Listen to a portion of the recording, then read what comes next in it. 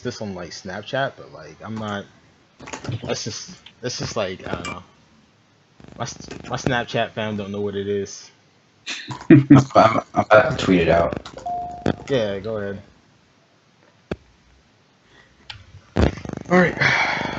Alright, let me make sure my title's alright. I'm pretty sure my title's alright though.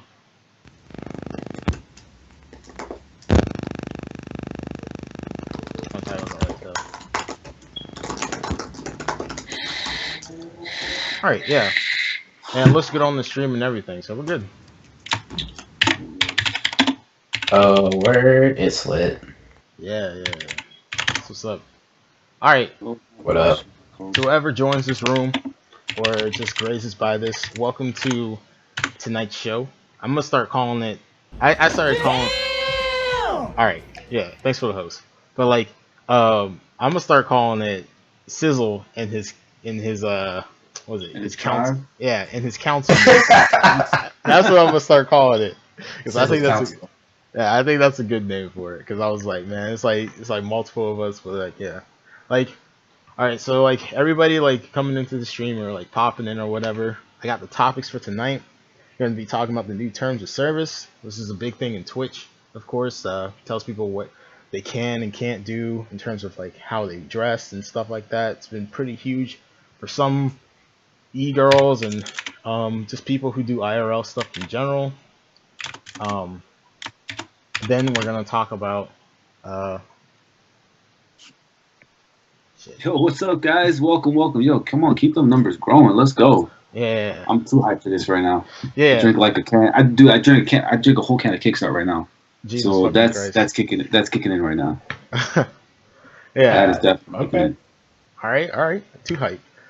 So yeah, too hype. Yeah, for real. All right, so it's gonna be we're gonna do okay. So new terms of service. Then we're gonna talk about Kingdom Hearts. The new trailer came out for the game. Pretty huge in terms of like the development of the game. Oh shit. Pretty huge in terms of the development for the game because like it's been delayed a long time. Then we're gonna talk about the 2K League. They started having like tryouts and the combine that started up for the game, which is pretty huge because of the type of esport it might become. And then we're going to talk about video games in correlation with depression because it's been a thing recently and people are trying to get to the bottom of it basically.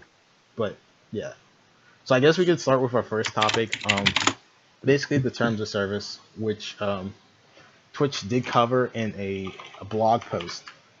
And basically they talked about how nowadays like, you know, they want to make Twitch, the platform, basically a huge like community place where these communities can thrive and you know, flourish and stuff like that. And one of the big things they did was they were like, okay, we want to get rid of online harassment. So like certain things like, you know, there'll be like random people like popping into people's room like spamming like try hard or like just like, you know, people saying the N-word, stuff like that. Like they're starting to crack down on that a lot more. And on top of that, they also added a suggestive like, you know, close clause, which makes a lot of people mad. So I guess we'll just we'll start with Kofi. What do you think about the whole entire thing?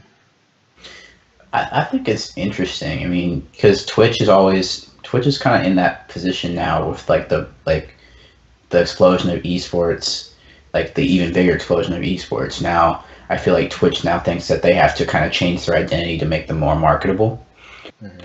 Where I feel like they can't just like not the people that are on Twitch don't necessarily represent Twitch. Like you could have Twitch partners, but not everyone that uses Twitch is representative of Twitch. However, like you have to make sure when you are trying to get into these places where you have bigger deals, you have bigger partnerships, that you want your reputation to kind of be clean enough for these places to market you. So I understand why they made certain changes, but like the close thing's kind of explain the close thing. Okay, so basically, in this blog post I pulled up, which like basically, and I'll pull it up on the website. I mean, I'll pull it up on here for everyone to see. But basically, basically they were like attire and in-game at home streams should be imaginarily like it should be appropriate for like public street or mall or restaurant, as a That's reminder. that's pretty vague. Yeah, it's Well, extremely vague. well, see, here's the thing, though. So I was actually looking at all this earlier in the day, and do you guys know what SOP is? Nah. So SOP is the anagram. I want to say anagram or whatever, but either which way, it stands for Standard Operation Procedures. Okay. Hmm. So basically, what it is, it's just a outline of what is expected for people to do at a workplace, so to speak, for their position, right? So when you look at the TOS, essentially it is a SOP, a Standard Operational Procedures. Okay, right? Hmm. So the thing about those, and I've created a few myself way back when, but the thing about them is that they're supposed to be vague, if that kind of makes sense, for a Yeah. couple different reasons. But the primary focus is to just give a general outline on what's expected. But now the reason why it's vague is because it can be left for interpretation depending on the situation, right? So when you look at, for example, because I'm looking at it right now. So obviously, when you get to the part that has nudity, pornography, and other sexual content, blah, blah, blah, and you hit the learn more of our sexual content policies and enforcement, and you go to the actual nudity and attire, it says attire intended to be sexually suggestive and nudity are prohibited. And see, that's where I feel like a lot of people are kind of getting it mixed up to where if the stream is not intending Wait, why it is to. hold on. The text box fucked up. I don't know why. But yeah, keep on talking. So what I'm saying is like, yeah, you're it's Yeah, I'll it's fix having that a super seizure. quick. Yeah, I don't know why it's doing that. But yeah, keep on Um, talking. but it's like if the stream is not in any means whatsoever, intending something sexual or someone to focus around the nudity, I guess, for like say the body painters and whatnot, then it's completely okay. Whatever you're wearing, so long as it's again following the guidelines, which is, and I quote, attire should be appropriate for public settings, such as what you would wear on a public street, end quote.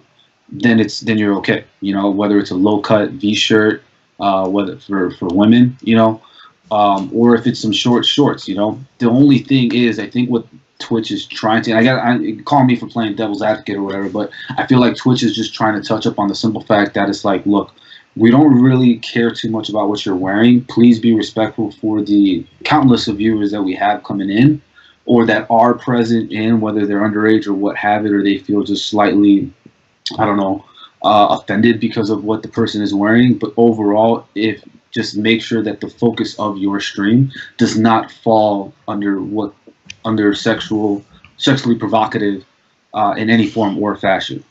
And that's where I feel like, again, a lot of people are getting, real butthurt about it. It's like, oh, now I can't wear this or I can't wear this. And it's like, whoa, slow your roll. You can wear all that, but just make it known in your stream that you're not trying to be sexually provocative in any shape or form, Mhm. But at the same time, it's like, now, if your content is going somewhat in that direction, well, then you're pretty much shooting yourself in the foot, and you're violating Twitch, I guess, law, so to speak.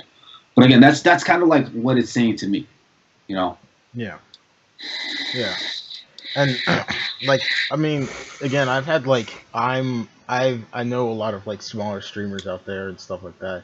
I've had like countless conversations about the subject, and personally, I feel like there's a lot of like these like kind of like lewd streamers or whatnot. There's like other ways for them to make money aside from Twitch. Like Twitch doesn't have to be your main platform that you have to No, focus on if you not at all. want There's all the if platforms. you want to be if you want to be able to like express like basically like show off your body or anything of that sort, and not necessarily play video games but just like hang out, there's other platforms for you to like do that, and at the same time still make the money that you want to do. Like, of course it won't be as accelerated because Twitch is Twitch, but like there's e-girls like Celestial Vega, right? She of course, like she's kind of famous for like just kind of like putting her body out there and stuff like that. But like the thing is, she keeps it separate from when she actually goes live. When she goes live, of course, she's like wearing a little like low cut shirt and everything like that, but like her stream isn't focused around like necessarily her body. No. It's focused around like the stuff that's around it, and then like the rest of that other stuff she sells like outside of that. So it's like Mhm. she keeps those two separate. You have to keep those two entities separate, and I think that's what Twitch is kind of trying to leap in that direction for. Um, but yeah, like let's talk about like who necessarily it hurts. Like we did talk about e-girls, but like I think mainly it seems to like target directly the IRL section of Twitch for the most part. Um, who else do you guys think it might affect when it comes to that? Well, I mean, there was this one guy, and I don't know if KO, I'm pretty sure KO mentioned it, but there was this one guy that just sat on his The guy who was on eating his couch. mayonnaise, right? I don't know what he was doing, but he's just a big overweight dude sitting on his couch on his laptop or whatever, streaming himself. He's got a couple hundred viewers and whatnot, Yeah. and he wasn't doing nothing but just sitting there with his shirt off. And apparently, he got banned for pretty much the same thing, you know. And it's like I guess a lot of people that are just doing these random things. Sorry, I got a text from my son's mom saying that he's saying hi because he's watching us right now Oh, on that's the phone. But it's like those guys, they're just it's. I feel like it'll hurt anybody and everybody in IRL, simply because it's just people doing their natural thing on a day-to-day basis that they just felt to stream. Whether it's someone again sitting on the couch with a shirt off, or if it's some chick with doing some body painting, or just so happens to be walking around in a bikini because she lives in the middle of freaking California and it's just hot as sweaty balls outside as well as inside, and her AC don't work. Yeah. So it's like I don't think there is a specific, but it's definitely a general target of who it can hurt, Yeah. or who it will hurt for the most part. Uh-huh. You know. All right, Kofi, do you have anything else to add about that? I'm just confused. My question is just like, what if you're playing a game and there's like sex or nudity in the game that you're playing? Are you gonna get banned for that? Like, I don't like. That's my kind of like thing. I don't think you would get banned for that either. That's Yeah, like exactly. like That's why. for example, God of War. Right. I forget which one it was. I want to say it was either 2 or 3 or I know one of them 3 where had he sex banged. scenes. 3 I know he definitely banged had the sex shit out scenes. of. He banged Aphrodite, and there was a sex scene right there. So it's like I don't think you would get banned if whatever game you're streaming has nudity, or like even GTA when you pick up a hooker or whatever, bang her in the back of the car, take her out, and then shoot.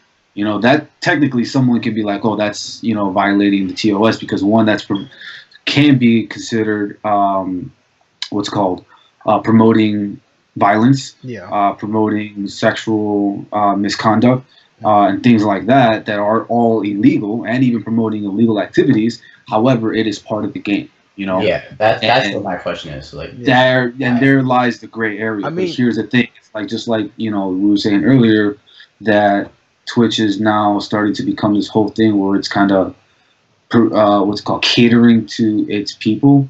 Well, if the majority of the people are saying, "Oh, this is wrong, this is wrong, this is wrong," I mean, what else can a company do but adjust to their needs? Because if not, then they're losing, a huge amount of people who are not only putting money into Twitch with subs, cheers, and things like that, but also making Twitch what it is today because of the amount of people that are on this platform or coming to this platform.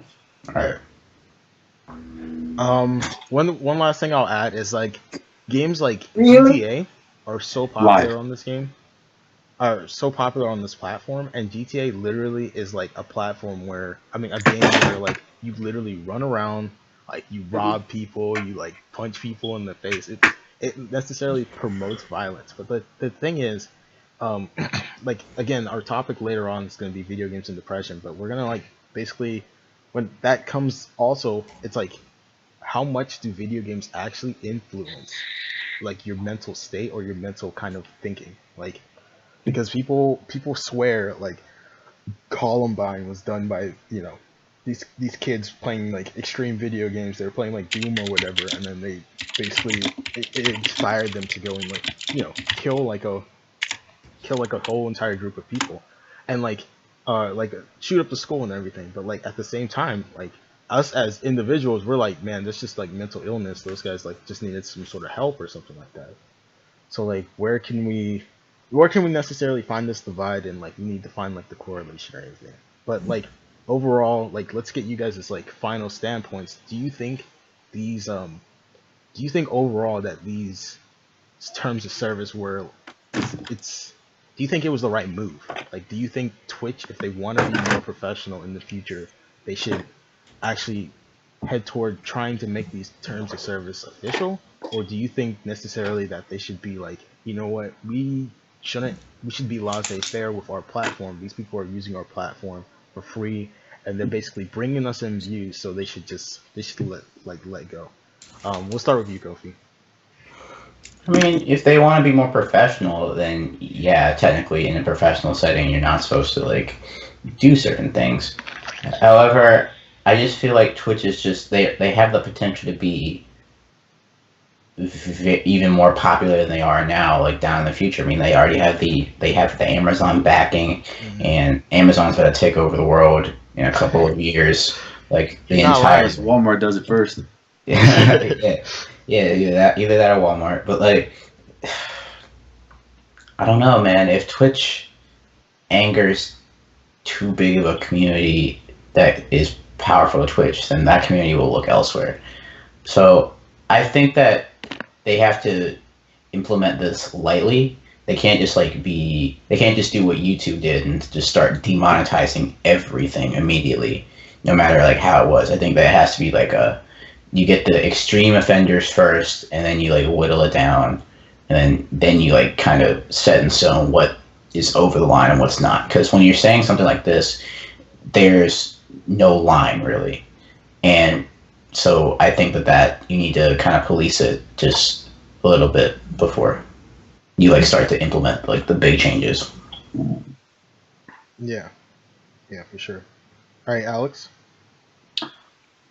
I totally spaced out listening. So what was the question again? Because I was just Basically, listening. do you think this is the right move that they need to do to go forward as a platform to make them like basically the top streamer platform out there?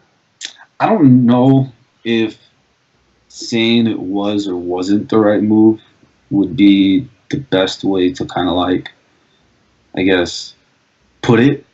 But I can say that what they're trying to do is obviously the best course of action, and which is what they're trying to do is cater to everyone's needs as best as they can.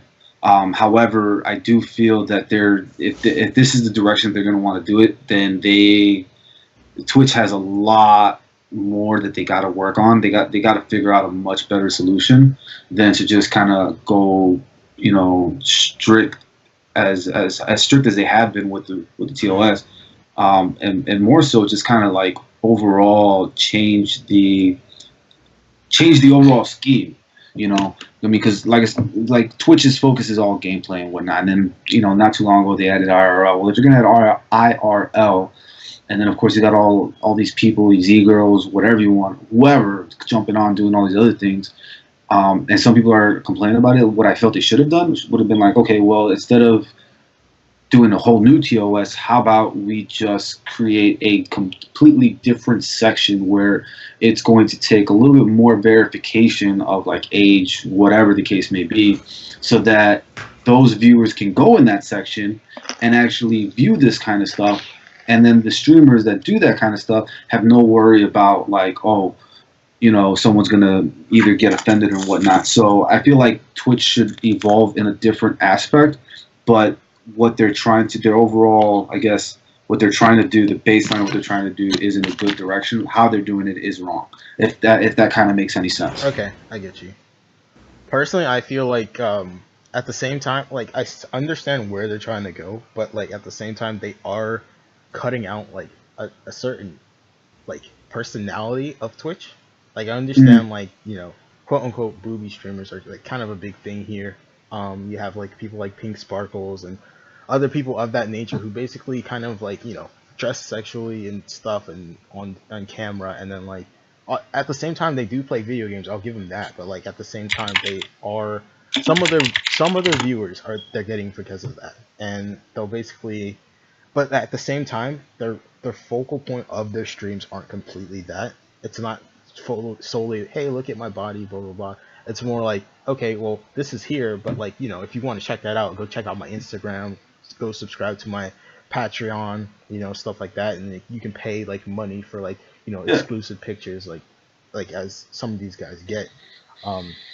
At the same time, like again, like Twitch, I don't think necessarily there's going to be a huge amount of backlash, because I feel like most of the people here originally do come for games, video games in general.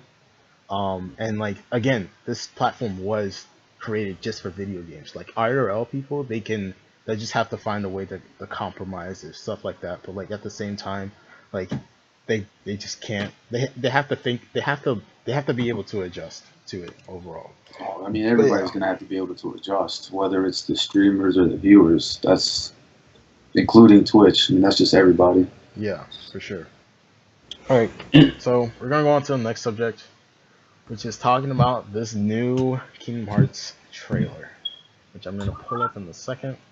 Dude, I remember hearing about Kingdom Hearts 3 so long ago, and then I totally forgot about it until you told me about it earlier in the day. Yeah. Yeah, so basically, hold on, let me pull it up in, I have it somewhere listed. Alright. No, that's too long. Basically, they did this trailer, and I guess we'll sit here and watch it. I don't think everyone's watched it, so sit here and watch this shit for a little bit. It's just 4 minutes.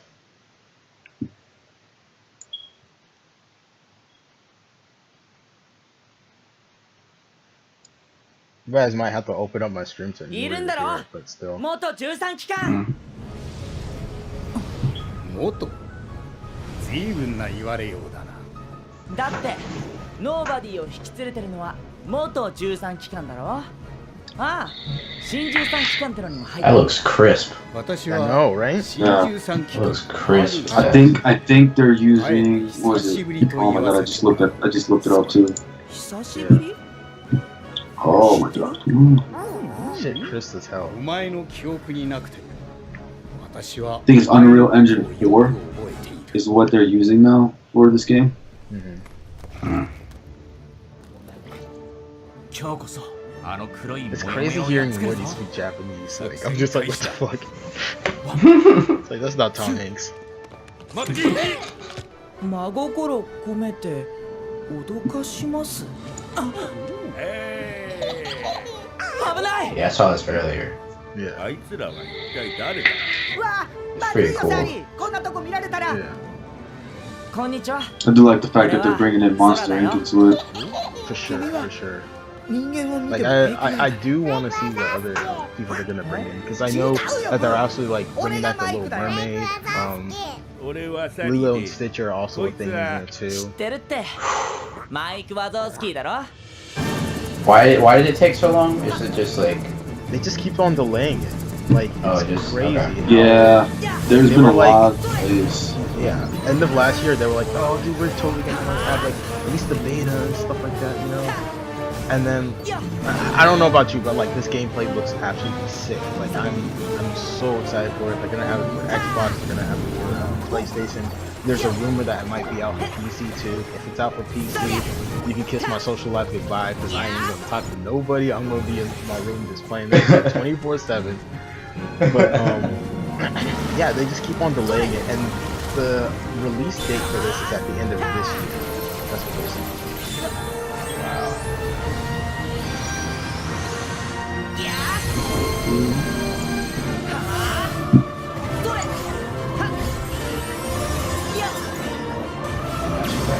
I'm impressed.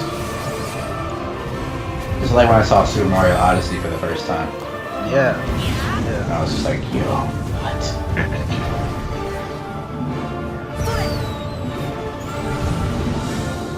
That was great. But yeah, basically I think the trailer goes on like that for a little bit longer. Actually, let's just watch it till the end. Cool. Down for that.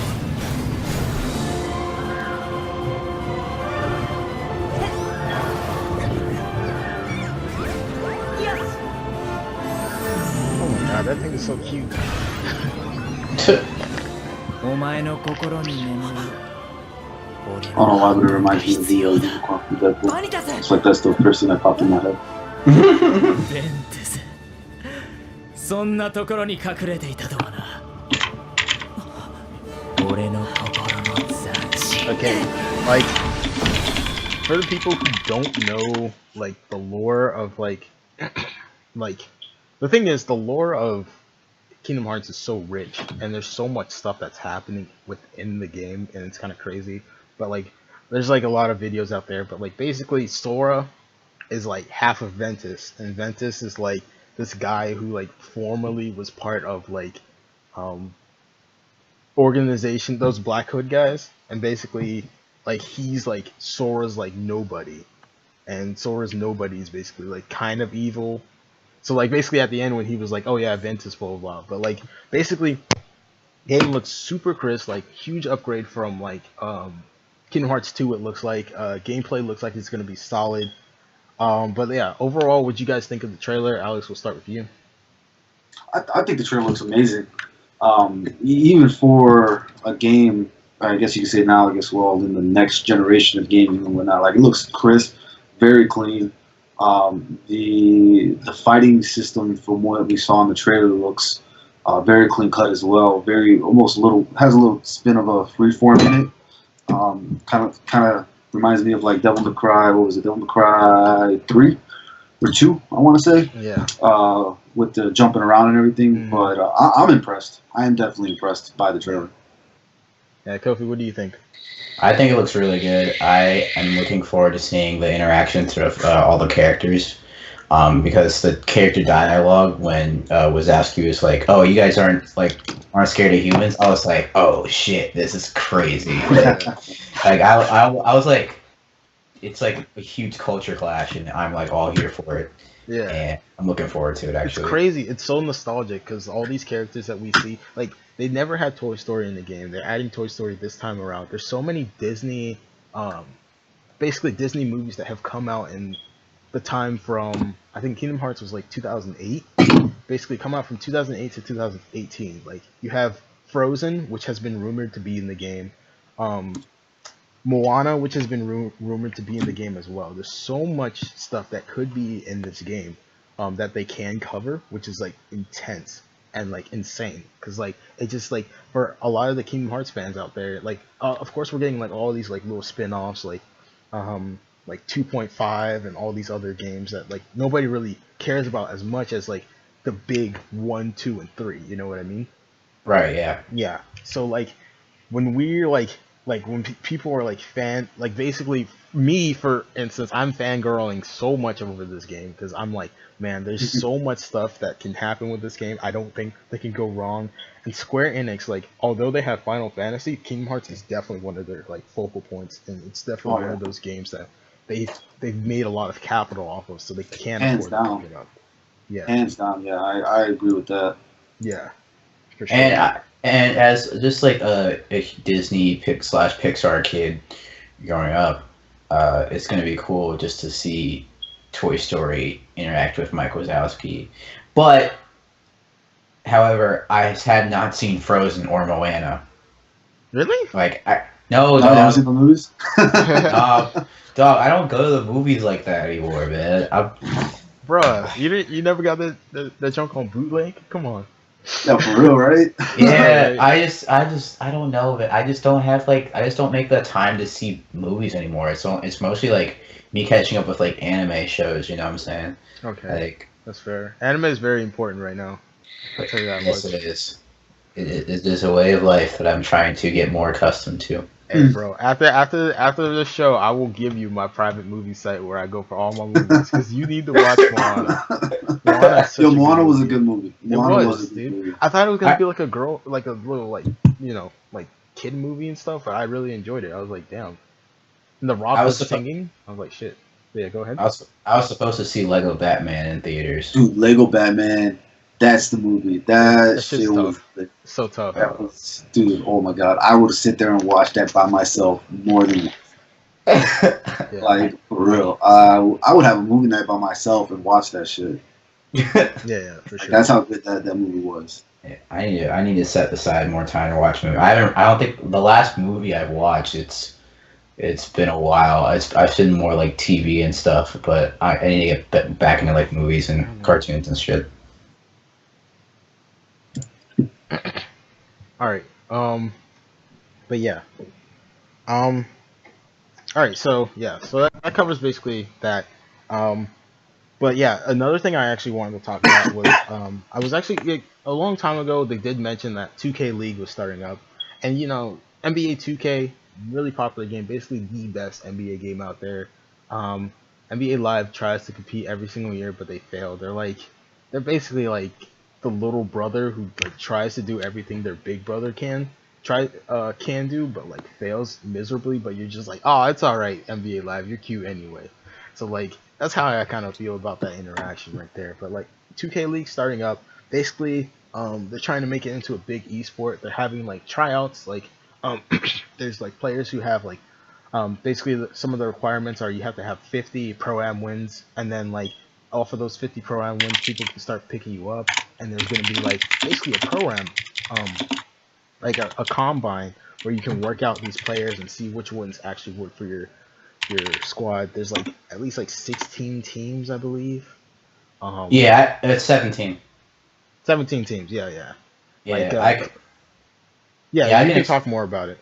Yeah, I've been covering this for a couple of months now. So it's basically the 2K League is also it's in conjunction with the NBA.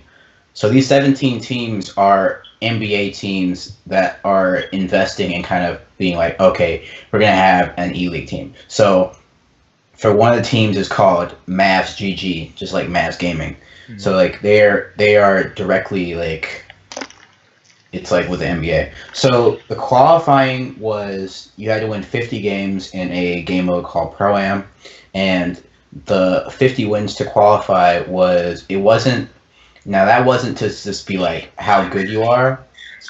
The point of the 50 wins was to actually be like, okay, you're putting the time and effort into 2K. So they only wanted to keep the players that were willing to put in the time and effort, because 50 wins is like at least 25 hours of 2K gameplay in the span of a month, which is like which is like it's high for some and not high for others. Yeah. So now this combine, so it's around, according to the 2K League Twitter account, the combine, about 72,000 people qualified to make the combine, to play in the combine. Now they're only 102 spots, so that because there's 6 per team. It used to be 5 per team, so that was 85 players. Now it's 102, and they had combine windows. Now I've done YouTube videos on a couple of the problems that have been like popping up in 2K, have been popping up just because, and everyone in the 2K community, I'm more of the sports gamer, we all kind of saw it coming, but there's nothing that it's nothing that the 2K community is not used to. While annoying, the community is strong and very patient. Well, not patient, but they're kind of like, yeah, we get it. And for starting this league, I've been critical of certain points, but I also keep in mind that this is a learning experience for everybody involved. This is the first basketball game league that's trying to be made into an esport. So not everyone was going to be happy with this process, because there are players that play Team Pro-Am like religiously. They play in tournaments, they play for money, and they already do this not for a living, but they're already like they play comp like all the time. And you have a lot of people in the combine, myself included, that just like play for fun, but we made 50 wins. So a lot of people are like, okay, well, I think the people that play Team Pro-Am all year should only be eligible. And then you have the people that are like, no, I think everybody should be eligible.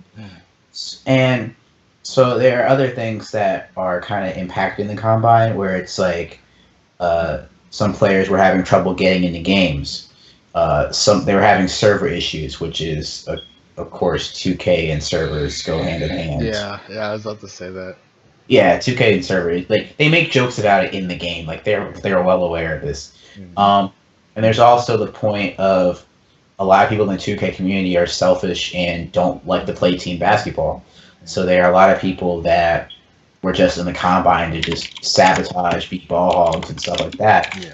And and I'm wondering how that impacts other people, you know?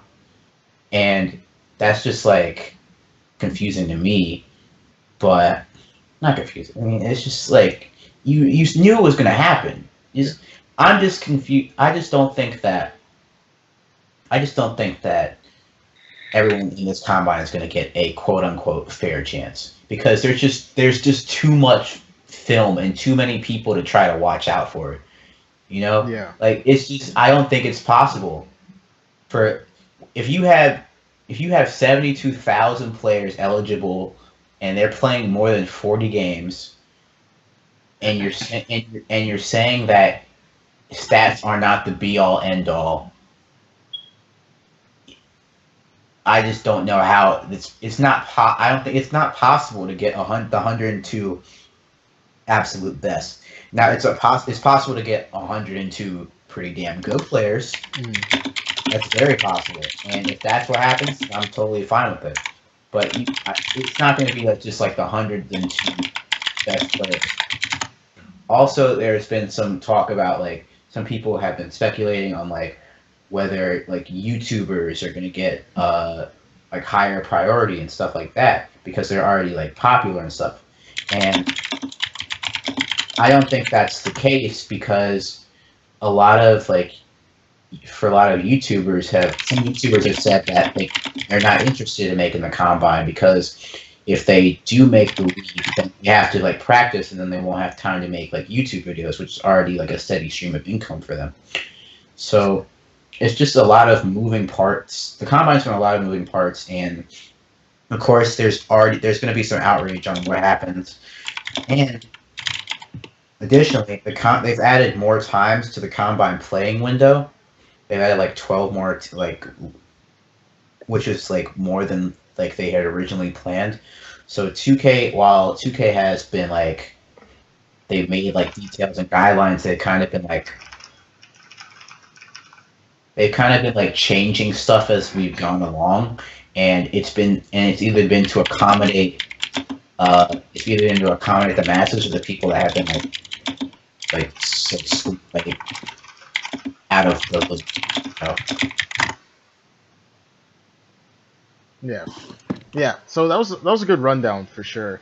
But like the thing is, scouting in esports and just video games in general is really, really, really. It can be difficult. Like going back to like League of Legends, for instance. And League of Legends actually does have NBA teams involved. There's like at least like. I think the Warriors do it. I think the Warriors. Yeah, the Warriors have Golden State Guardians. The Cleveland Cavaliers have 100 Thieves, which is run by Nadeshot, who is basically a former like COD player, really really popular.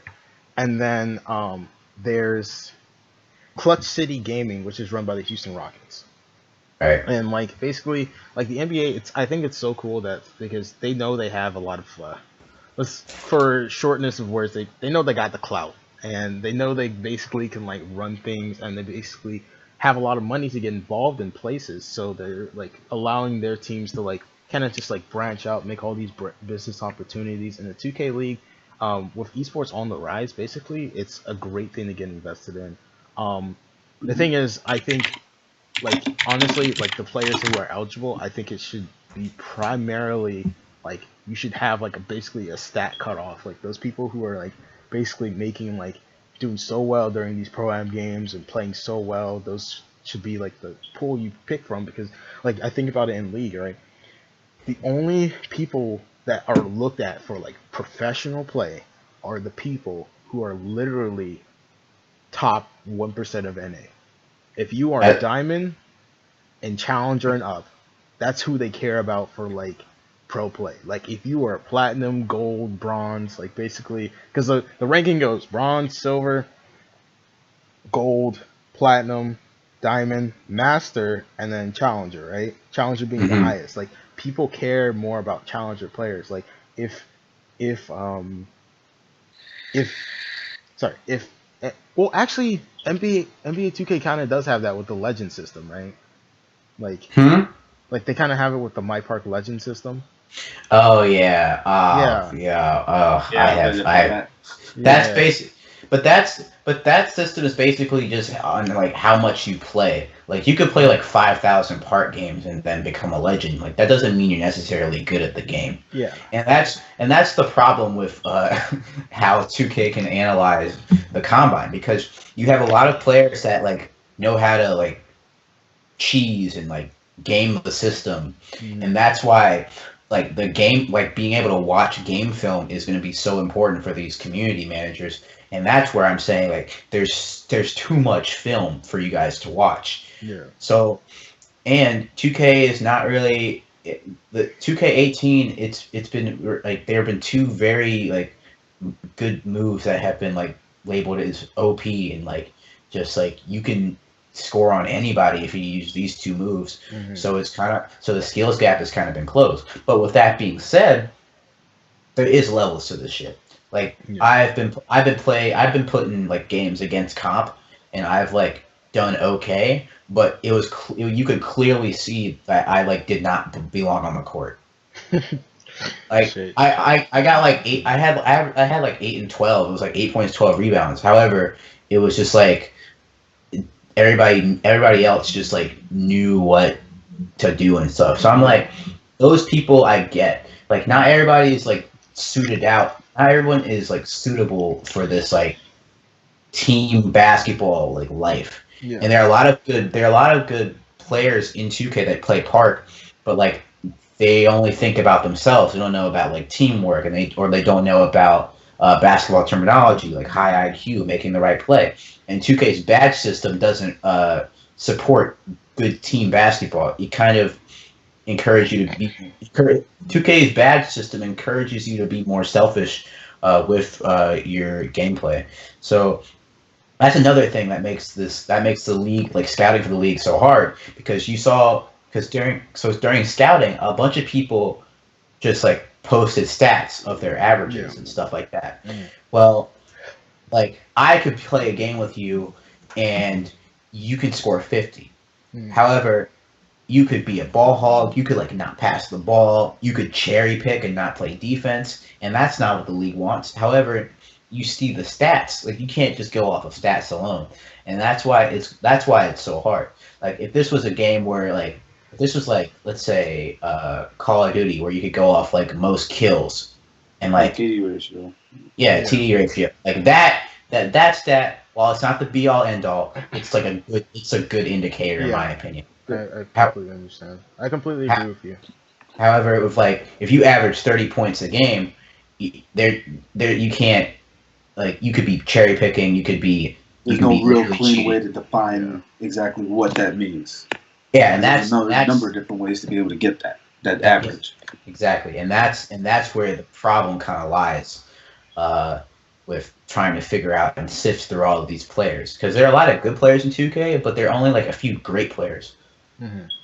I completely understand. Like, I feel the kind of the same way with like League, because they had like a scouting grounds not too long ago, and of course some of these players were picked for like some of the academy teams and like the LCS teams, but like some of them like just were completely like, okay, they did try out, they did whatever, but like the organizations knew that these were the kind of people they didn't want to go forward with. So it's just gonna be like during the combine, it's just gonna be like, okay, well, you know, all these people are there, but you have to kind of know like which ones impress you, and this is where like scouting and like coaching in esports in general is gonna be key, because like, you know, no one really understands that the role of a coach can make a huge difference.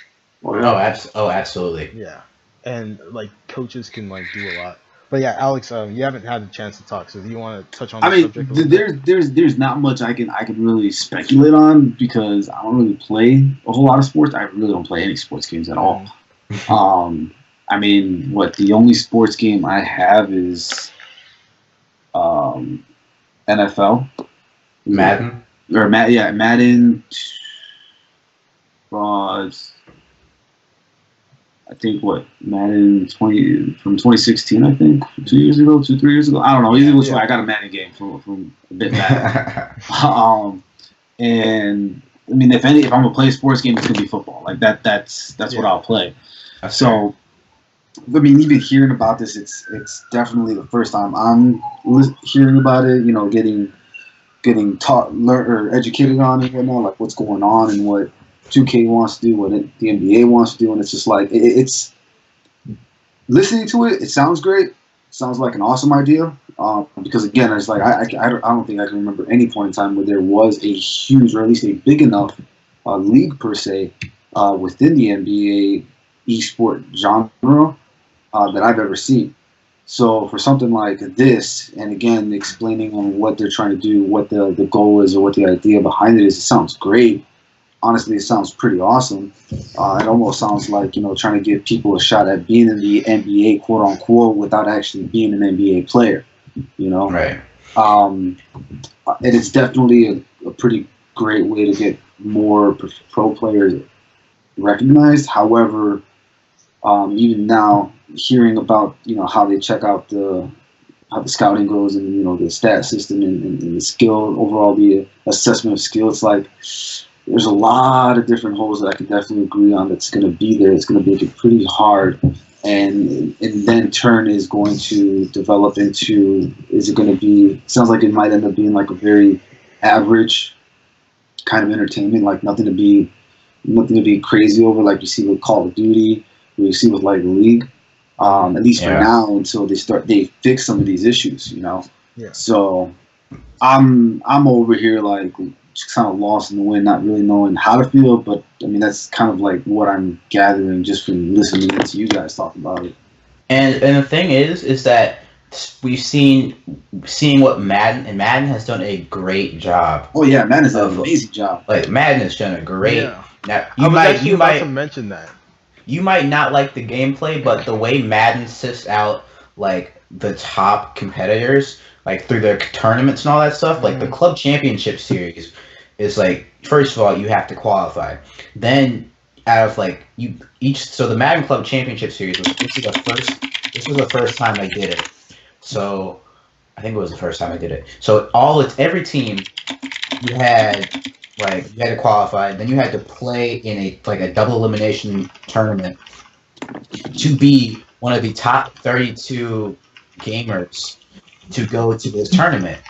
And then after that, out of these 32, it was just single elimination. Yeah. Like, it was just it. Like, now, the Madden community and, like, all the top Madden players kind of know each other. They play in the lab. They lab against each other. They call lab just like practice. Yeah. But, like, they've done such a good job of, like, I think it's impossible for just, like, an average-ass Madden player to make it, and that's because the game, like you can study so much in that game. Where if you like take a lot of all the preparation, and like you can study like different zone concepts, offense, like all these defense, like you can like be a user. Like, are you playing user clicks? Are you playing user defense? Are you like a linebacker? Are you a lineman? Like all these like schemes of football, like. There's so many variables and constants where if I just came on and played, like if I'm playing a Madden player against my friends, but if I'm playing someone that like practices for 8 or 10 hours a day, I'm gonna get my ass kicked in Madden. Yeah. And a lot of the professional players, like they just know what to do. They play this a lot. Now with 2K, I feel like when I play, even if I play against comp, like. I can still I can still do what these other 2K players can do. I'm not going to be as good. I can still be like. Wait, I can still, let me interrupt you for a second. Yeah. So we know that FIFA is basically one-on-one. Like you have your team, I have my team. You know, you're using alternate teams. Madden is the same way.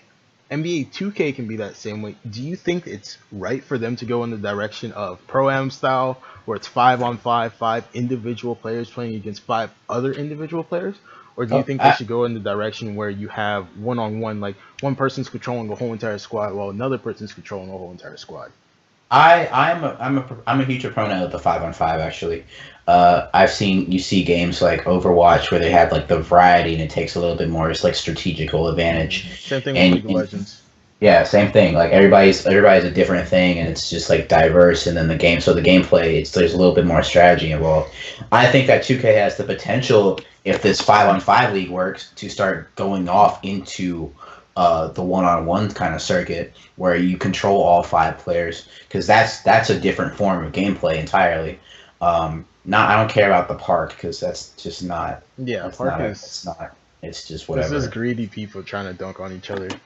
Yeah, it's basically what it's been for 3 years. Yeah. But I think that I think the 2K5 when you get 5 like team oriented players like playing together, it's beautiful basketball. Like it's fun. It's a fun game to play. However, being in the 2K community for years, you know that some people are just out to get stats. Some people are just so it's kind of hard, and it's kind of hard to separate that from the people that want to like play like team basketball.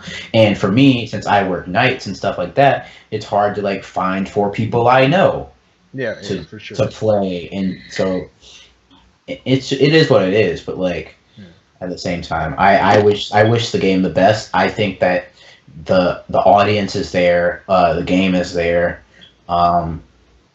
They just have to put 2 and 2 together and see if it's possible.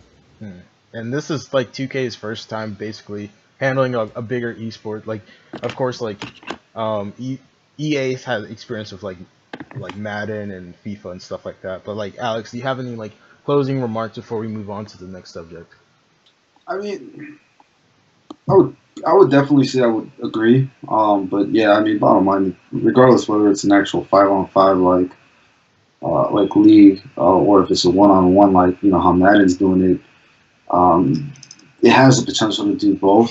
But for the 5-on-5, I feel like there's definitely going to be a lot more thought that needs to be put into the entire process before they launch something. And in 2K17, they had a Pro-Am tournament. So it was like teams of 5 players I remember playing in a tournament for, I think, $250,000, I want to say. That was actually really successful. Yeah, and that was like, and I like that. And now I feel like, now I know that 2K wanted to make everybody feel involved and everybody feel like they could be it. However, if they started the league and then just put all the players that qualified in that last tournament into this league, I would have no problem with it. Yeah. Oh yeah, for sure. That, like, as someone that like is just like, let's be real, like, yeah, I would have been totally fine with it. Now the community would not have been, because the community would probably be like, oh, the community probably be like, oh, they just have the free time. I don't like. Well, see, I would say with that, it's like, look, man, it's like you got to understand, in anything that you do, you got to start from the ground and work your way up. Exactly. You can't just expect to be like, yo, man, come on, my schedule, this and that. I don't have the time. Like, no, if you really wanted to become a pro player, whether it's video games, whether it's you'll put in the work and the time necessary to it, and you will rearrange your schedule in order to accommodate that. Okay, so you got to understand that's the reason why League is so very picky on the people that they make pro. Same thing as with Madden. Like, that's the reason why they put those players through a rigorous, I guess you could say, qualification rounds or cycle or whatever you want to call it, and that's the reason why they're there. People don't just wake up one day and just be able to play God status on freaking Madden League or even Call of Duty or anything like. No, these people put in the time and effort for it. So it's like the community may be upset, but you know what? Overall, it's like you guys got to face the music. If you want it, you got to work for it, and that's just how it's going to be. Yeah, that's how any kind of competition is going to be, no matter what game it is. Yeah, exactly. For sure. Yep. All right, so we're gonna go on to our next subject, which is basically correlation between video games and depression. I was like, basically searching the internet, and I saw some articles and some stuff about. I mean, I shared one with you guys earlier, but like basically, there's another article. I forget the source. I know. Okay, I'll share the negative article first, but like the negative article I got from the South China Star, I believe. And basically, it was talking about how there was this kid named, I think Alex Chang or something like that, or something Chang, and basically he was in South China, basically would skip school to play video games all the time, and basically like he was losing out, like he was like 14, 13, like 15, something like that, basically losing out on a lot of like social interactions with other people. Didn't feel like he could basically like function like socially and stuff like that. And his parents were like, yo, we need to actually like get this kid some help. So they like around Korea and South Asia and other places of that sort, there's like these little like retreats that are coming up, and they basically remove these kids from their environments and basically move them over there, basically like teach them how to like live without video games. It's like, guys, these are like some of the skills you need, like basically teach them how to be more humans that don't like solely like rely on the video games, because these guys are basically addicts. And then like what they're saying is there's a correlation between that addiction and depression, because these kids like basically get like super sad, and they feel like I don't feel like I should associate with people in real life because I have like my video games and like my virtual life and whatnot. And then the other article was saying that like video game is very positive, because there's a lot of times where like you could be very depressed and stuff like that, but you can meet like a gaming community that basically brings you in with open arms. You talk to a lot of people within that community that make you feel a lot better, and like basically that video gaming now has become like a social kind of entity that you can like rely on, and it's making gamers like more sociable, but basically sociable in a different sense, like sociable as in like, yeah, we'll like IM these guys and like talk to them and everything like that, and like you'll be friends with somebody, you'll consider somebody online that you've never met before in person, basically in Canada, your friend, you know what I mean? Basically they're saying that is a good sign, like that basically is something that can help prevention of depression. But like yeah, so basically those were the two articles I read that, and I was like, man, I'm kind of fascinated about this, so I felt like it'd be like super nice to talk about it. So Kofi, you can, actually Kofi went first last time. Alex, you can go first. So see, and it's funny too, because like ever since I can remember, I've always heard people, government officials, parents, teachers saying, oh, video games bad, video games this and this and this, and it's like you don't know what video games do to kids, to teenagers, to adults, even guys like us. It's like you just, unless you experience it for yourself, like you can't really talk on it. To say that video games, has a negative impact on a person's social skills or things like that, it's like it's not entirely. Can I say there are instances where it can contribute to that? Yeah, I can see that, where a kid will shut himself to the rest of the world and whatnot. But on the flip side, again, it can go either way. Same thing with promoting violence. However, what I see is missing in a lot of these researches or articles is that not one of these people who have conducted these researches have looked into that kid's personal life outside of the video game, outside of school, outside basically what's going on inside the home. Yeah. Like no one sees or looks into it, Yeah. And it's like, okay, let's talk about the whole, depression and what's it called, and the social awkwardness, for example, right? Mm-hmm. Who's to say that the kid's not going through something because of their parents or because of something that's going on in their life, or whatever the case may be? And it's like, that's what's really contributing it, and not the actual video game. The video game is just an escape, Yeah. And it's funny too, because this is like that social awkwardness, for example. I don't know if you guys have seen this, but Netflix came out not too long ago with the Netflix original. It's called Final Fantasy 14 Dead of Light. Yeah. It's a Japanese, I want to say Japanese, or some Japanese-Chinese movie or whatever.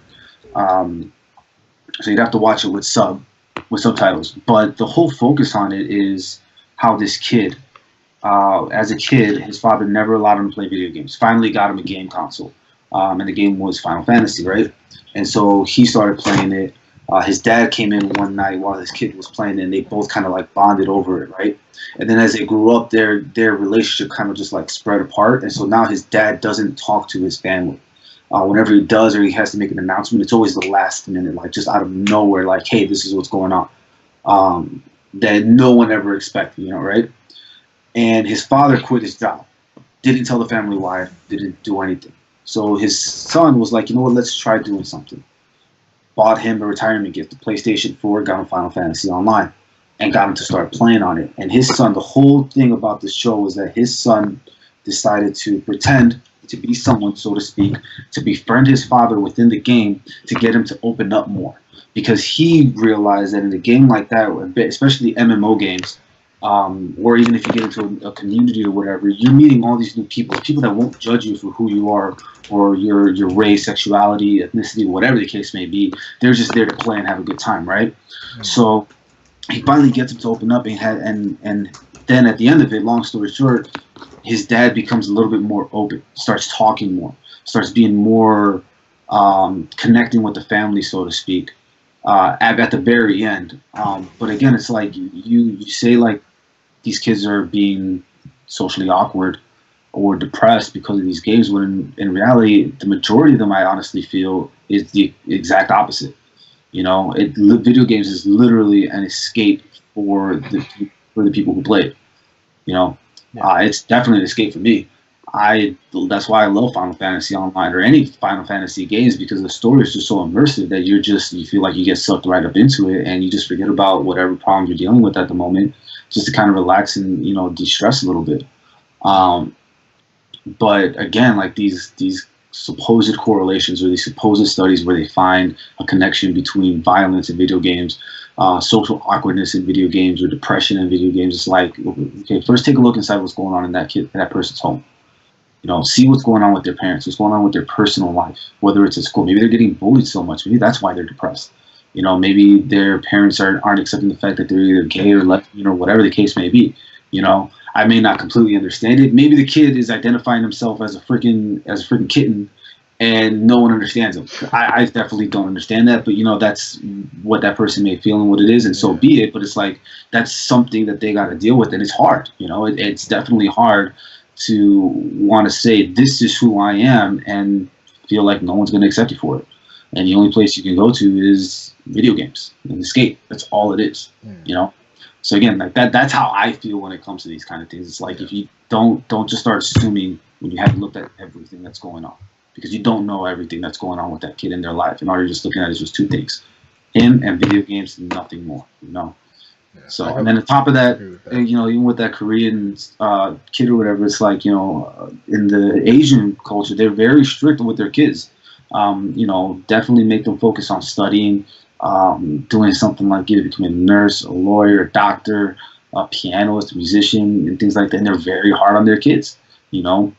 So it's like, I don't blame them if they feel like music or video games is their escape, because of the amount of pressure that they're under constantly, day in and day out, because their parents expect so much of them and are putting them through so much, and have them on this like rigorous time schedule, whatever it is that they're doing, and the only thing that they have to escape is video games, and they feel like they can't really talk to anyone else because no one else is going through what they're going through exactly, you know? Yeah. But again, that's my standpoint on it. That's how I feel on these kind of subjects. Yeah, and I agree with you wholeheartedly.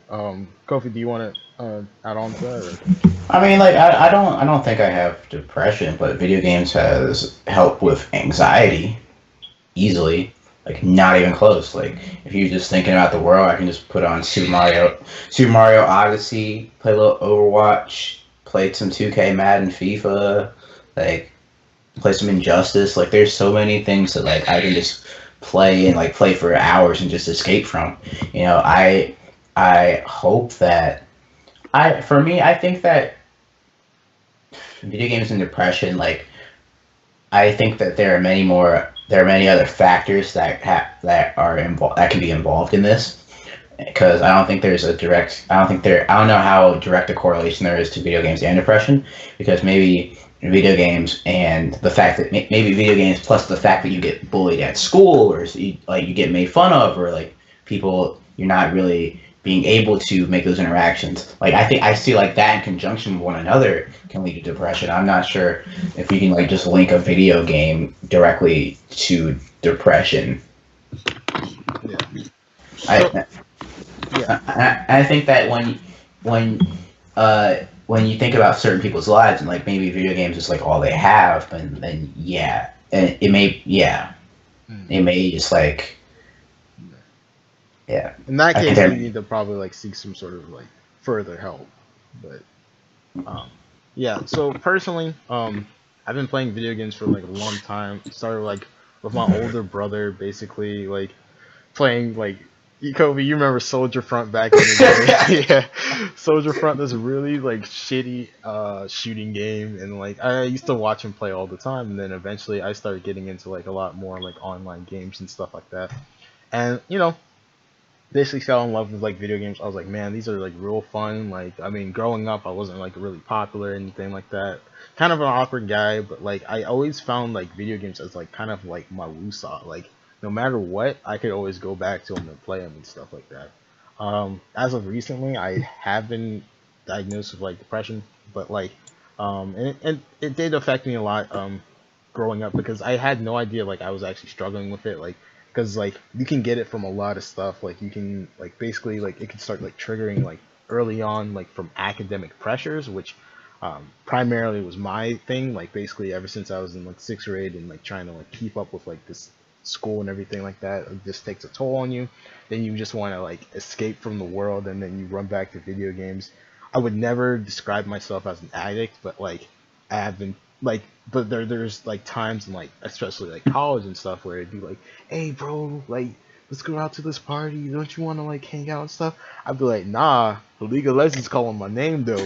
Like I would just be like, yeah, I really don't want to hang out. And the thing is like when like you know you're in like kind of a state where you just don't want to interact with people, and then like you know people are seeing you playing these video games like all the time, people could think of course that you're like a little strange or something like that, and they could think that you're like a little depressed because like of course you're choosing to like basically take this virtual world or whatever you're playing, like World of Warcraft, League of Legends, Overwatch, it doesn't really matter.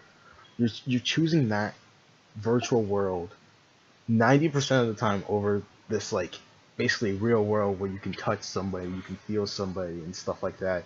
And people like have this like bad image that like these gamers are like basically like all like kind of like because they like pick to interact in these type of ways that these gamers are basically like there's something wrong with them in terms of like they're too addicted to their games, and as a result they're like it's leading to like these bad social interactions that are having with other people, and it could lead to their depression.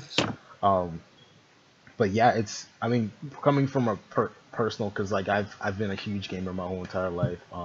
Never considered myself an addict until like people would actually like kind of like be like, yo, you play a lot of freaking video games. I was like, yeah, and you watch a lot of goddamn Netflix. Like, what's up? Like, it's basically my what's the difference? Yeah, that's what I'm saying. It's basically my Netflix. Video games are my Netflix, and it's just like I don't see it as an addiction. I see it more as this is where I decide to spend my free time. You may like decide to watch an episode of House. I may decide to play a game of League of Legends. It's just different in that kind of sense. But like, again, video games are getting such a bad rep, and they're like people just want them to like people would just want their kids to like kind of just like stop playing video games altogether. But like, you know, I will say that if it comes to the point where your kid is basically neglecting real life responsibilities, or then it's an issue. Yeah, it's a big issue. That's the biggest issue right there. And see, even you bringing up that right there, it's like even coming from me. You know, I got kids, and it even touches up on another thing that it's a huge, you know, controversial topic, and that's weapons.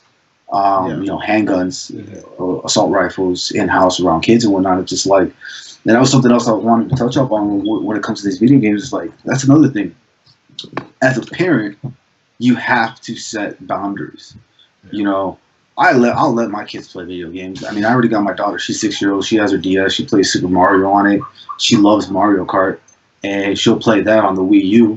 And it's like, that's fine. But if she doesn't do her homework, or she doesn't do her chores and things like that, or she's acting, out of place, screaming, yelling, throwing her little tantrums and whatnot, then it's like, you know what? No, you're not getting any of that. Yeah. So it's like, I feel like when it comes to these things, it's like, as parents, the parents themselves also have to be there with their kid. Not so much sitting next to the kid when they play, but at the same time, keep that in the back of their mind. It's like, all right, they're going to be playing these games, connect with their child at the same time with those video games. Mm-hmm. Because at least that way, not only are they connecting with the virtual world, where it's a very huge community, but now you're also giving them that physical connection with somebody. And you're, as parents, you are the starting foundation for any type of connection that they'll go through in life, because you are the one raising them. And even then, like I said, bringing up the whole weapons thing is like, I own a pistol. I got 3 kids, right? So the day that I bought my pistol is a 6 Sauer Mark 25 9mm pistol. Mm-hmm. Came home with it, and it came in a little case and everything. Set the case on the table. Called my daughter. She was like 5 years. She was 5. Yeah, she was 5 years old. I had just turned 5. Called her over, sat her down at the table, opened up the case, showed it to her. And I told her, do you know what this is? And she's just like, no. And I told her straight up, that is a pistol. That is a weapon. It's not a toy. Okay? You don't touch it. You don't look at it. You don't play with it. You don't do nothing unless I'm around. Okay? And even then, you have to ask me, right? Told her all these ground rules. Told her she can't tell nobody. She can't tell anybody that I have it in the house. And even then, I even carried it on my hip for a time being, where it was visible to everybody, to the kids, to mom, to my mom. Like, everybody saw that I had my pistol on me. And if you ask my daughter, she was like, is that a toy? She'll tell you straight up, it's like, no. She won't even call it a gun, because that was something in the military that they taught us, especially in the Marine Corps. It's like, all right, you got to treat it with respect. Video games, same thing. You got to treat video games with respect. You can't just use and abuse it, because then that's when the problems start occurring. You got to treat these items with respect, because they are a tool, and they are something that is privileged to be able to use. And if you are not using it appropriately, then you shouldn't be using it at all, right? So we call it weapons. We don't call them guns. And I asked her, what is it? She'll tell you straight up, that's a weapon. She won't say it's a gun. She'll tell you straight up, that's a weapon. She knows not to touch it. She knows not to look at it. She knows that even if she sees it on the table, she won't even touch it. And then she'll come to me and she'll like, Bobby, can I hold it? And I'm like, sure. Unload it, make sure it's unchambered, rack it open so that the slides hold back, and I'll hand it to her and I'll let her hold it. I let her hold it right then and there, because that's the thing. If you do not instill in the kids right off the bat what they are going to be playing with, what they're going to be touching, what they're going to be using, they will never understand that there are certain limitations to everything that is in life. Whether it's video games, whether it's weapons, whether it's toys, whether it's going out on the weekend once they become teenagers and shit. It's like, if you do not set those boundaries right away, you just open the whole mess of things that could potentially happen, and you won't know what to do because you didn't tell the kid right off the bat. It's like, hey, this is a video game. This is not life. You can by all means meet friends. You can by all means use it to de-stress or whatever the case may be. But you got to understand, in order for you to do that, you also have to do everything else, which is going back to, like you said, if they are neglecting real life responsibilities, then that's when the problems start coming up. And that right there overall is going to be a failure on the parent, not society, not the child, but on the parent themselves, for why their child is being depressed, why their child is being socially awkward and things like that. And I'll go straight out and say, whether the parent, whoever's watching it, their parents too, it's like, if they're being socially awkward, it's because of you.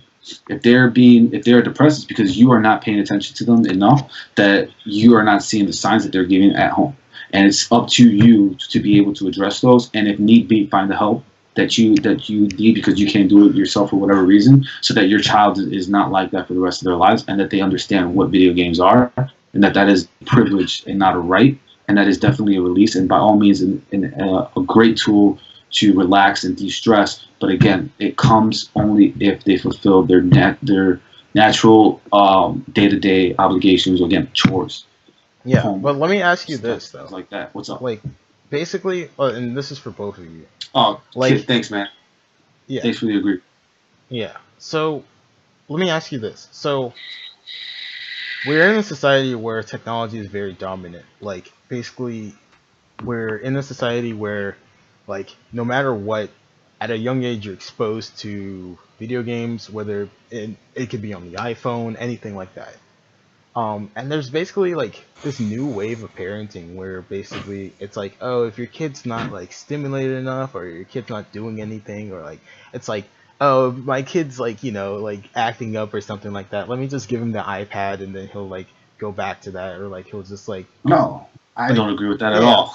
Like, okay, but like, do you think that this new wave of parenting like needs to like stop, or do you think it's like I do. I honestly do. So the group of kids that are now that we're seeing on the people talking about liberals and snowflakes and everything. Those are the millennials, right?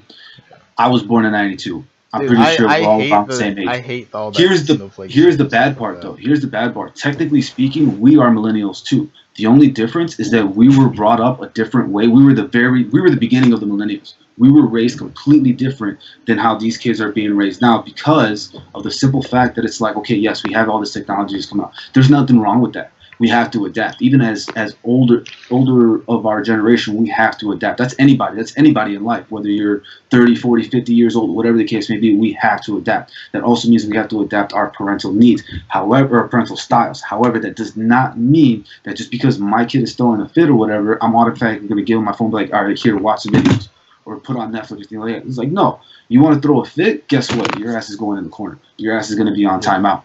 I'm taking away all your toys. You're not getting any of that. Okay, you want to throw even a bigger fit? Cool. By all means, you can scream your head off all you want. I am not going to be, all right, here's this, so that way you can stop screaming. No, you have to learn. The kids need to be taught right off, again, going back to the whole video game and establishing what these things, these items are. It's like you have to let the child know that they cannot just get what they want. You have to be strict with them. But my main question is, do you think this actually leads to the addiction? And let's get an opinion from Kofi, because you've been definitely dominating the floor and it's been good. Yeah. Can you re-ask the question? Okay, do you think that like basically the addiction starts from like this basically bad parenting where people will basically be like, okay, it's like, oh, okay, this kid's acting up, let's give him this iPad or something like that. Basically like kind of quell them or anything like that. I think that like with this new generation of parenting, that we're gonna get like more like these new generation of parents like understand video games more.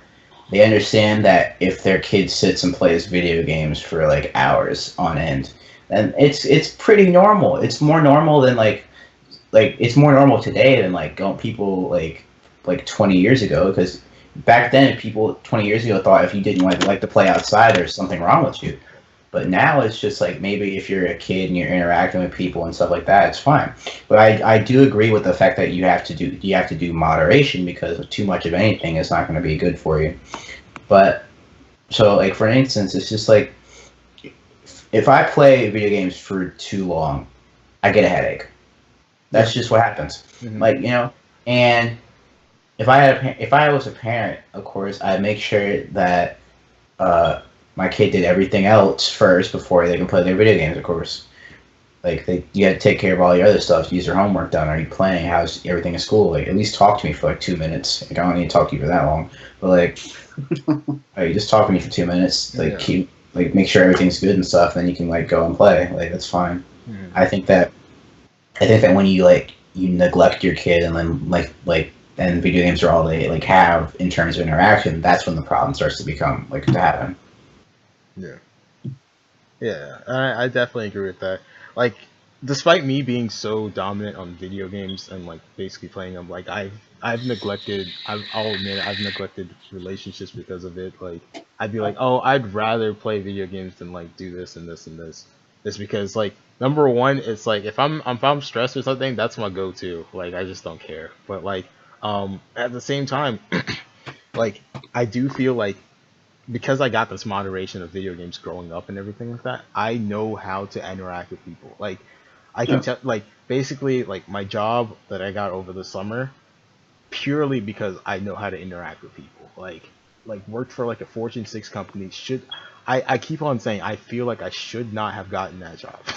I say that over and over, but like basically being able to interact with people, basically being able to like project yourself on somebody and being like, okay, like this is who I actually am, like not being as socially awkward because you have those skills that you wouldn't get from somebody who's like basically autopiloted as a kid, just playing video games and like sitting there on somebody's iPad or something like that 24/7 at a time because they don't want to take care of them.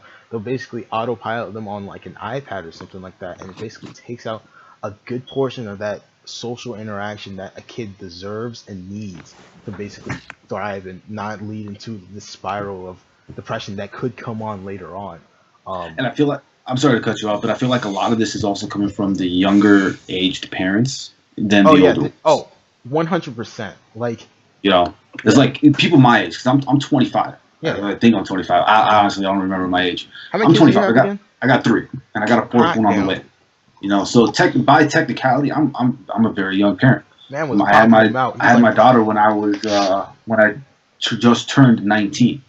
You know, and yeah, I definitely seen it a lot more from these younger kids. You know, having kids you know, between the ages of 16 and 19 before they're even 20. And it's like, yeah, they're just quick to be like, oh my God, the kid's yelling, the kid's crying, blah, blah, blah, just give them the phone, you know? Yeah. And I feel that that is the wrong thing to do, you know? My daughter likes watching video games. She's 6. And my 2-year-old son likes watching videos on the phone and whatnot. But it's like, I don't give them the phone all the time. You know, I'll give them, if anything, if they want to watch video games, or videos of like, all right, here you go. But it's because I got to do something. I got to clean, or I got to work on something. Oh, that's pretty sweet, Fabulous. But what was saying? But it's like, you know, like I said, it's just these younger kids. Like, you got to interact with the kids. You know, you got to just, if they're crying, talk to them. You know.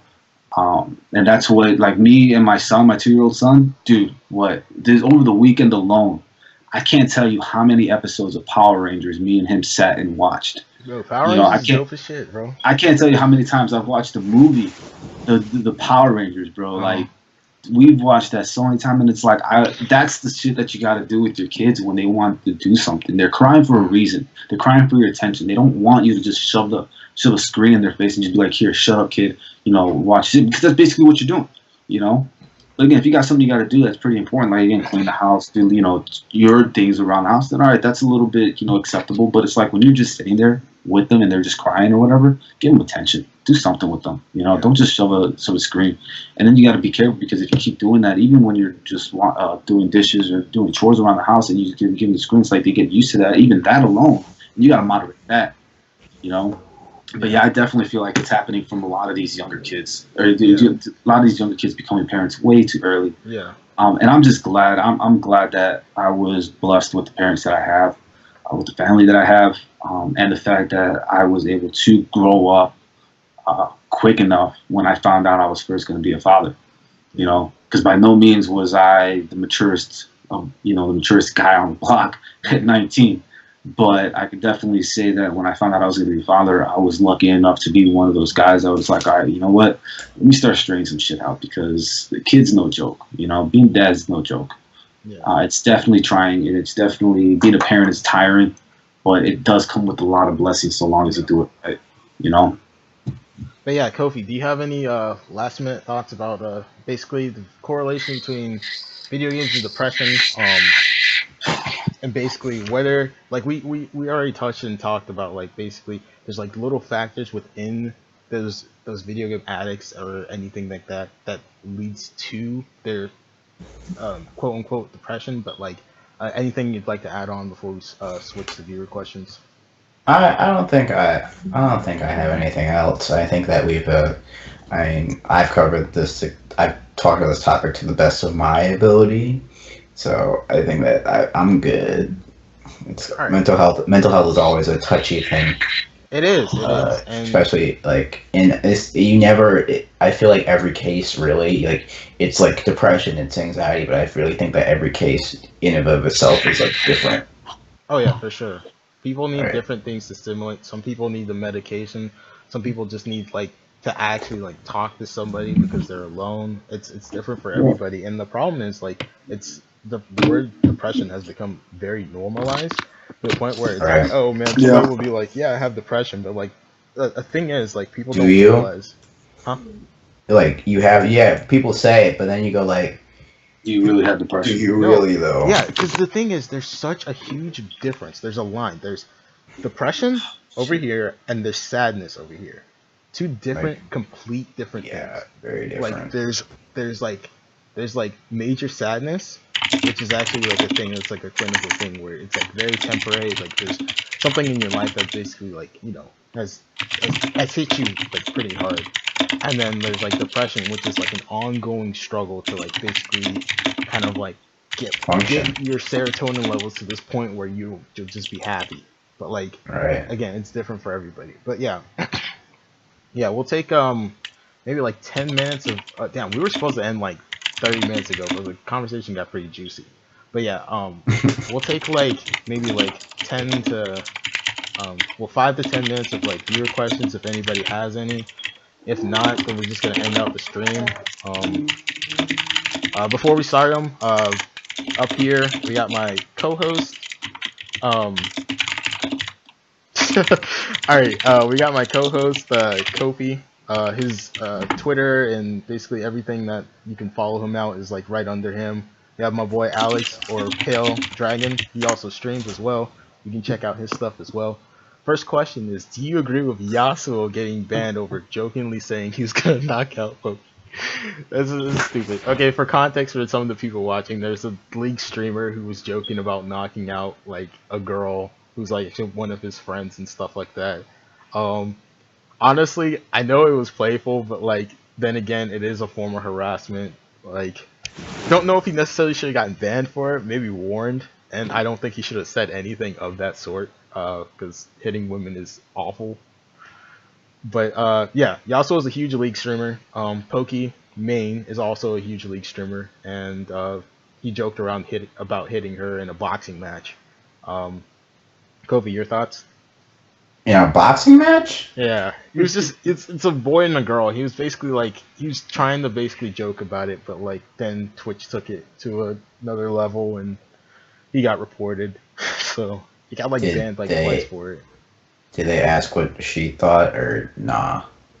It was just really stupid. Hold on, I can actually look up the clip for you because it's just really stupid.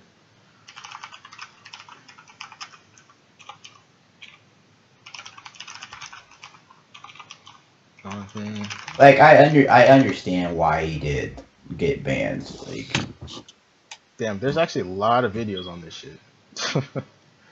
For real? Yeah, nah, there's like not the little clip though. I just want the little clip. Like, I mean, that's basically the gist of it. Yeah, I can understand why he got banned.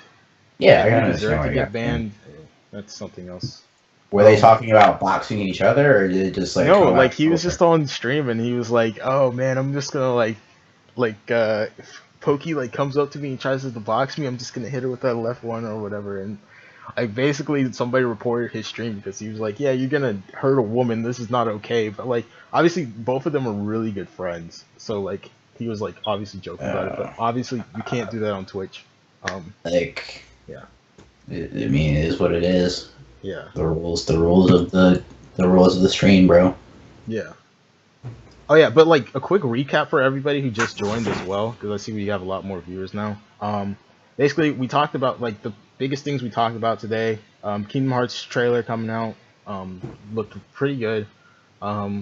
Then we talked about the new terms of service. Basically they're getting rid of a lot of like, basically you can't on stream, you can't like there's a lot of IRL streams like in real life, and you can't basically dress sexually provocative, and a lot of people are like, oh, you're telling a woman how to dress. But then again, the other argument is like, you know, Twitch has a platform, they have a business they want to run solely for gamers, but they added IRL to appease another, you know, subject of people. And at the at the thought of this, people are like, man, you're basically telling a woman how to dress, but they're like, no, we're basically trying to save our brand and make sure that we can get the sponsorships we need.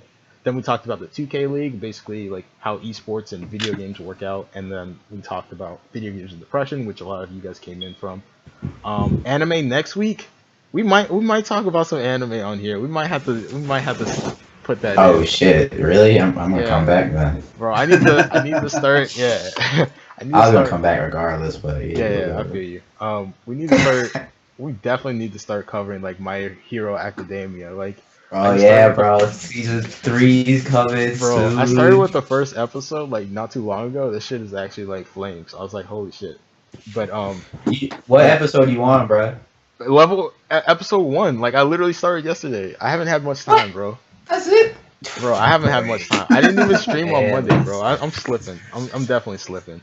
Hey, but like Alex, what do you think about the whole thing? Y'all still getting What I banned? say, like that's should he? Do I agree with the banning? No, I don't agree with the banning. I feel like he probably should have been like put in timeout or some shit. But at the same time, it's like as a streamer, you gotta be careful. Whenever you got a crowd, you gotta know your audience. You know, you gotta be very meticulous about what you say and how you act. Because I mean, even myself, it's like if outside of streaming, outside of like certain areas, like you'll see me a totally different person. Talking, the way I talk, the way I address things, the way I act, completely different. But the only reason I'm this way is because I know I have to be a certain way because I know we're on Twitch and Twitch got rules and you know we got to be careful about what we say. So he should have gotten, if anything, like a slap on the wrist, maybe like a temp ban, or maybe not even temp ban, but like a suspension. But I wouldn't say an actual ban over just something joking. And on top of that, whether or not they got word about Pokey and whatnot, like they, depending on what she says, then they should have gone off of that instead of somebody just randomly reporting like, oh, this guy's harassing this chick or whatever, you know, report him. Like, no, you know. Yeah. But then at the same time, it's like the way I feel about that. The other reason why I wouldn't necessarily agree with the ban, it's because some of these viewers, they're just being toxic for no reason. They'll take advantage of an opportunity that arises just to get somebody reported for X or Y reason because of whatever the case may be. So I feel like it was definitely over the top, but at the same time, it's like, you know, it is what it is. And unfortunately, Yasu's just going to have to kind of roll with the punches and come back from it. Yeah, in the famous words of T Grizzly, you got niggas praying on my downfall. Basically. Anybody else have any more questions before we end up wrapping up this show? And thank you guys for coming in. We do this every single Tuesday around 8, and I basically come up with like just whatever I feel like needs to be talked about or anything of that sort. We try to keep it 100 here, try to keep it really original, pretty funny at times. Like we throw jokes here and there, and like you can always like 8 o'clock Eastern on Tuesdays always come out, hang out, ask questions, and we'll discuss them here because like a lot of people want to talk about certain stuff, especially in the gaming world. And like we always have guests coming in as well. We were actually supposed to have a guest who's worked with a depression organization that actually has raised a lot of money through streaming to like raise money for like suicide prevention, but he had other obligations because he promised a friend to do tabletop Tuesdays. I don't know what the fuck that shit is. Isn't that like D&D and stuff? I don't want to say that's like D&D, but it might be what we're doing. I don't know. It's like playing Monopoly or some shit, but like he's done. But like yeah. If anybody have any questions? Viewer questions? I got a question. What's up? When's your ass gonna join Twitter? Twitter? Oh yeah, dude. Bro, I might have to join that shit soon, cause You might, dude. I would like on. So you know, like that giveaway that I was telling you about. yeah. So in this whole time frame, right? I got one tweet that actually has a link to the giveaway, and it's already been retweeted 11 times. Actually, yeah, man, I might have to hop on this Twitter shit, and like Already 11 times in I just that couple of hours. you know, I'm actually afraid to hop on Twitter because I try to limit my social media, and I see how addicted my older brother is to it. Like Gerald, my older brother, literally on that shit 24/7. I look like he was here the other weekend, right? And I look over like he was like chilling on my bed and stuff like that. And I look over there, just on that shit like laughing. It's just like, yo, you were you're glued to that shit. But like, Yeah, no, it can be addicting. It Right. definitely can. Like Twitter's my job right now. Like I'm a social media producer, Yeah. but like 12 times now. Just got retweeted again. I'm sorry. oh, shit. Okay.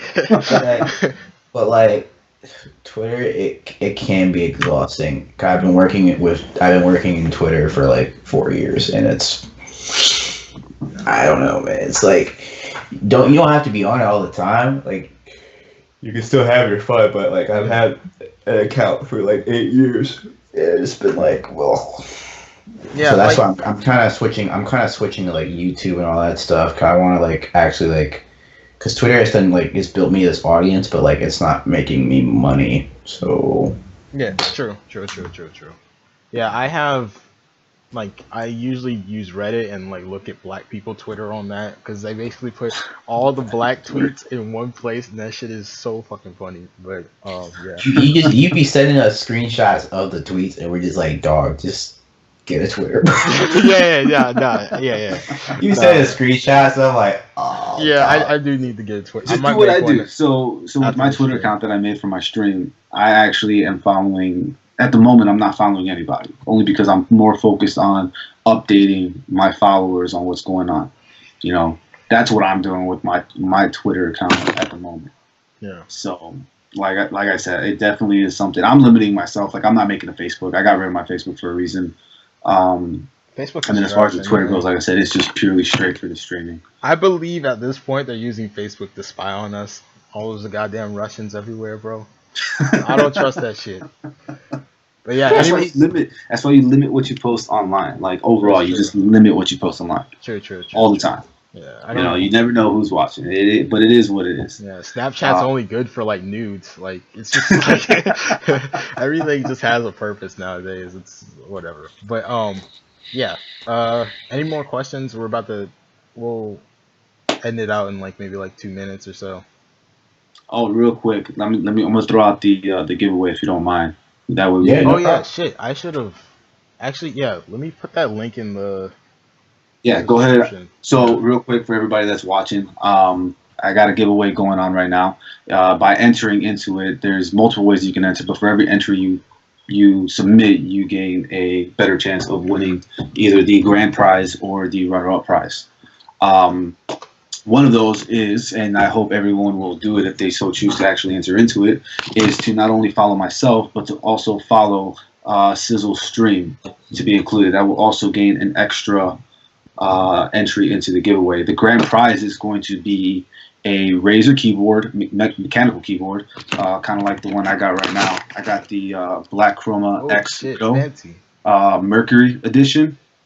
Dude, fucking amazing. So all that clickety clack that you be hearing from me is coming from this keyboard right here. I got my or- bootleg Red Dragon straight from China, baby. But yeah, it'd either be a Razer mechanical keyboard of your choice. It can be a Razer Xbox One controller that has remappable keys on it, or it'll be a PS4 gaming headset by Razer also. Whoever is the grand prize winner actually has a choice between the three, so it's open to all platforms. It's not just dedicated to one. And then the runner-up prize is either going to get a $50 card towards either Steam, Xbox Live, or the PlayStation Network. The whole goal right now is to reach 500 followers. Once the 500 marker has been hit, then we're going to draw the winner, and we're going to post them up on my Discord. And I'm sure Sizzle's also going to put it up on his Discord, so be sure to enter into our individual Discords for more information, as well as for whoever the actual winner is. So, but yeah, the link is there in the chat. By all means, look into it. Doesn't need a whole lot of information. All you got to do is just log in with your Twitch. If anything, log into it, register in with your Twitch account, follow me, and then by all means, do all the other entries that you have available that are there, so you can actually get your entries in. I mean, we've already got over 100 entries in a couple of hours that it's been up, and it's going pretty good. You got some actual followers from it too. Yeah, I got like maybe like 2 or 3.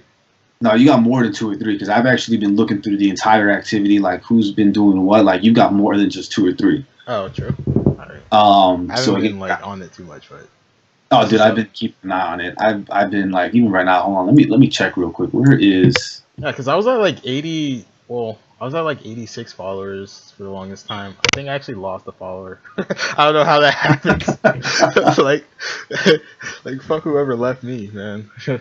Keep on getting left, man. 212 entries already thus far. Yeah. So I mean, it's like there's definitely a bunch of ways. I mean, you got somebody from Brazil, Yeah. freaking entering onto this shit. But yeah, like I said, it's there for everybody to jump in on. Yeah. So by all Definitely. means. Yeah. Everybody definitely check out the giveaway.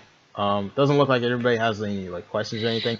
Thank you so much for hanging out and everything. Every Tuesday at 8 o'clock we're gonna be doing this, and we're gonna be coming up with different subjects overall. Like, I encourage everybody as a chat to kind of get involved and kind of like be like, yo, I kind of want to talk about this a little bit more. We'll talk about like anything that's happening in the gaming world mainly, and then we'll just like break off into like anime or we'll just even like talk about like, you know, social justice stuff that's happening too. Like, I really do not care, but I want to talk about stuff that is meaningful and productive, and you know, people can actually like kind of learn. Like, I want this to kind of be a talk show where people can actually learn about other people and what they do, and like, you know, just different kind of backgrounds. Like, I would love that to happen. At the same time, we'll have fun too. But yeah, thank you so much. Again, follow Kofi, and his stuff at Kofi Yeboah, and then his Twitch is Kofi Plays, right? So Yeah. yeah, and then Well, like we got subscribe to my YouTube first. Then I'm gonna be more on YouTube. yeah, I'm more like yeah. yeah, and then in weeks to come, I'll definitely like work on getting all that under you guys' things. Also Pale, subscribe to him, check out his giveaway, and yeah, thank you everybody for joining us. Yo, And thank you everybody. Hope you guys enjoyed it. God bless.